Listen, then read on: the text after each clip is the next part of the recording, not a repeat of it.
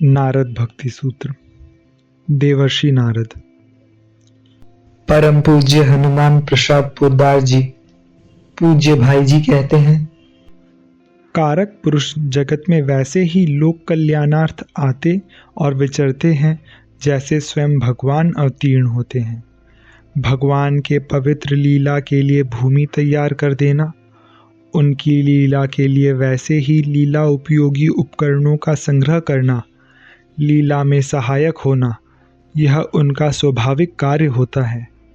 ऐसे महापुरुष मुक्त होने पर भी मुक्त न होकर जगत में जीवों के साथ उनके कल्याणार्थ विराजते हैं। यो तो इनका कार्य सदा ही अबाधित रूप से चलता रहता है, परंतु किसी खास भगवत अवतार के समय इनका कार्य विशेष रूप से बढ़ जाता है। इनका मंगलमय जीवन जगत के महान मंगल के लिए होता है।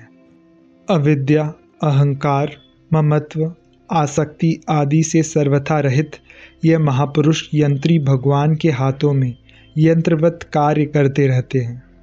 इनके सारे कार्य भगवान के ही कार्य होते हैं। ऐसे ही महापुरुषों में देवर्षि नारद जी एक हैं। सभी युगों में, सभी लोकों में, सभी शास्त्रों में, सभी समाजों में और सभी कार्यों में नारद जी का प्रवेश है। आप सतयुग में भी थे, त्रेता, द्वापर में भी और इस घोर कलिकाल में भी कहते हैं कि अधिकारी भक्तों को आपके शुभ दर्शन हुआ करते हैं। गोलोक, बैकुंठ लोक, ब्रह्मलोक आदि से लेकर तल, अतल आदि पाताल तक सर्वत्र आपका प्रवेश है। योग बल से मन करते ही तुरंत कहाँ से कहाँ पहुँच जाते हैं। वेद, स्मृतियाँ, पुराण, संहिता, ज्योतिष, संगीत आदि सभी शास्त्रों में आप दृष्टिगोचर होते हैं। साक्षात भगवान विष्णु, शिव आदि से लेकर घोर राक्षस तक आपका सम्मान करते हैं। देवराज इंद्र भी आपके वचनों का आदर करते हैं और देव शत्रु हिरण्याकश्यपु की पत्नी कयाधु भी आपके बातों पर विश्वास कर अपने आप को आपके आश्रम में सुरक्षित समझती है। कहीं आप व्यास, वाल्मीकि, सुखदेव सरीखे महापुरुषों को परम तत्व का उपदेश देते दिखाई देते हैं, तो कहीं दो पक्षों में कलह और विवाद खड़ा कर देने के प्रयास में लगे दिखाई देते हैं। वास्तव में आप अपने लिए कुछ भी नहीं करते। जिस कार्य से जिसका मंगल देखते हैं और भगवान की लीला का एक सुंदर दृश्य सामने ला पाते हैं, उसी कार्य को करने लगते हैं। इनका विवाद और कलह करना भी लोक हितार्थ और भगवान की लीला के साधनार्थ ही हुआ करता है, क्योंकि इनके प्रत्येक चेष्टा भगवान की ही चेष्टा होती है। इनको तो वस्तुतः भगवान का ही मन ही समझना चाहिए। गंभीर दृष्टि से विचार करने पर भगवत कृपा से यह बात स्पष्ट दिखती है।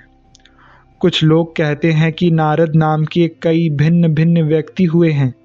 उनमें वे 7 मुख्य मानते हैं: ब्रह्मा के मानस पुत्र, पर्वत ऋषि के मामा, वशिष्ठ पत्नी अरुंधति के भाई या सत्यवती नामक स्त्री के स्वामी, यहाँ की वहाँ करके आपस में लोगों को भिड़ा देने वाले, कुबेर के सभासद, भगवान श्री राम के सभा के 8 धर्मशास्त्रियों में से एक और जन्मेजय के सर्प यज्ञ के एक सदस्य।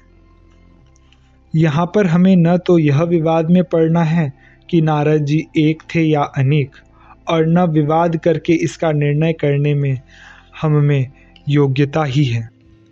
हाँ, हमारी दृष्टि में तो हमें एक ही नारद जी दिखाई देते हैं, जिन्होंने भिन्न भिन्न कल्पों और युगों में भगवान के यंत्री के हैसियत से विभिन्न कार्य किए हैं और कर रहे हैं।